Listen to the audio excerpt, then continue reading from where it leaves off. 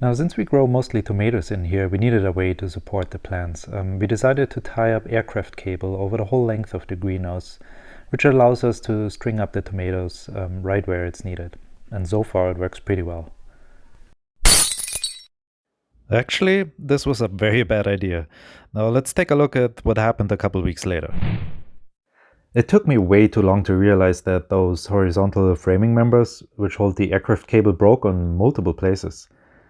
The plants grew so fast and the weight of the tomatoes was pulling down so hard on the cable that the force was strong enough to actually destroy the end walls. Now, the arches are braced enough to stand without the end wall, so this was not really a concerning structural issue, but it still sucked, since it was just a matter of time till the framing breaks entirely, which then would drop the cable to the ground and with it almost 100 tomato plants. So all I could do for the moment was to reinforce the framing temporarily and take weight of the cable.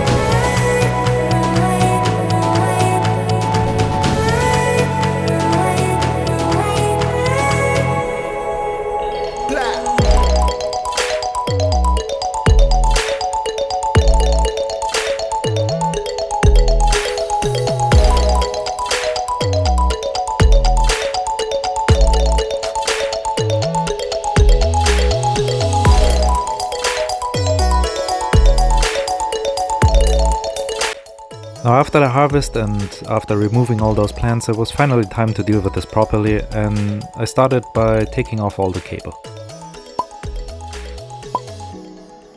This is a great example where I think it's always good to have a certain amount of scrap wood around. I always seem to find a use for it, and today I'm using it to roll up my cable nicely. This took me literally just 5 minutes and was well worth the time.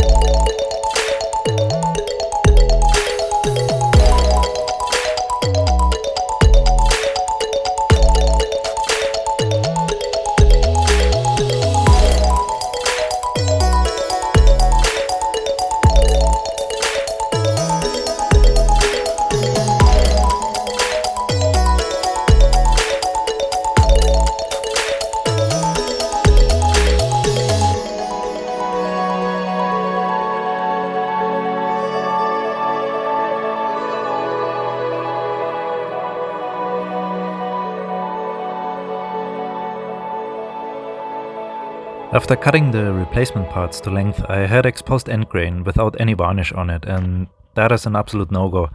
This would act like a straw and would absorb the moisture from the humid air in no time, so I had to seal that.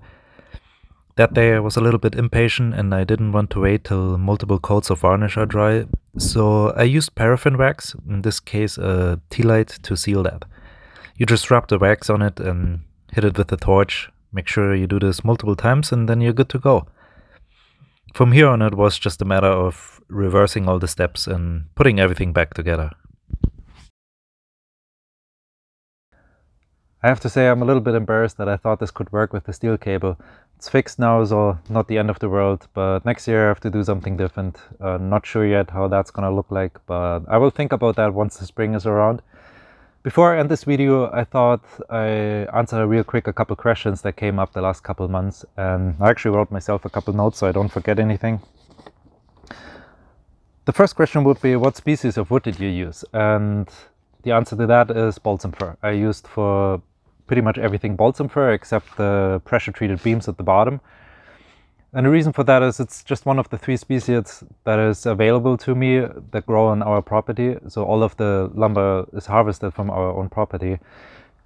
That being said, though, it's not the ideal wood to build a greenhouse. And the reason for that is it's not really rot resistant. Something like cedar would be much better for that, if you can get your hands on it. I couldn't, so I had to spend a lot of time and money to coat all of this with 3 coats of water-based polyurethane. And again, it's really important that you seal the end grain, otherwise this will act like a sponge and soak up all the humidity from the air. And I'm assuming you could use acrylic, latex, house paint, exterior grade too. The reason why I didn't is I wanted something clear so I can see any potential damage in the future and can act upon it before anything happens.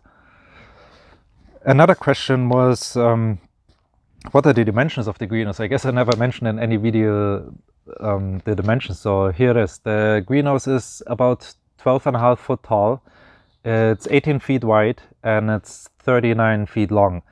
Now the length of 39 feet is the result of a 3 foot spacing between the arches.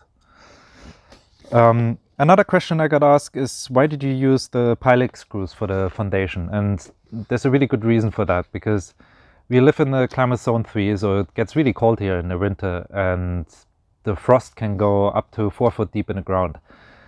Now what that means, with that thick layer of frost, the ground can shift quite significantly, and on some spots here I noticed the ground can shift up to a foot, which is quite a lot. So you don't want to sit a building on a ground that can shift that much.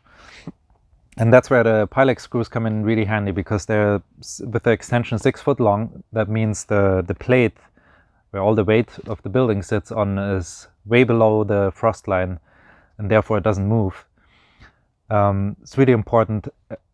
It's also important to know that the pilot screws are not necessarily meant to be used as I use them. They have one big weakness, in its lateral movement, and you can counter that in 2 ways. One of them, you can buy steel plates and you dig them into the ground. That will help to prevent the lateral movement. In my case, I didn't want to spend the money on those steel plates, but I had 3 foot chunks of pressure treated lumber kicking around, so I used those 4x4s and drilled an oversized hole and put the pipe through that. So now the ground can shift with that 4x4 up and down, but it can't move sideways because it would push against the whole length of the beam. Also, all the beams are connected to each other, so they tie into each other. It means if one of them moves, it kind of needs to move all of them, and that's not going to happen. And it's not the first building I built like that. I built a chicken coop in a similar fashion, and I had really good results with that. So that's why I decided to use pilot screws. All right, those are just a couple questions that came up there. I'm sure there's more, and if you have more questions, don't feel shy to ask. Leave me a comment in the comment section. I will try to answer them in the future. And yeah, I guess that's it for this video. So I hope you tune in to the next update. We'll see you then.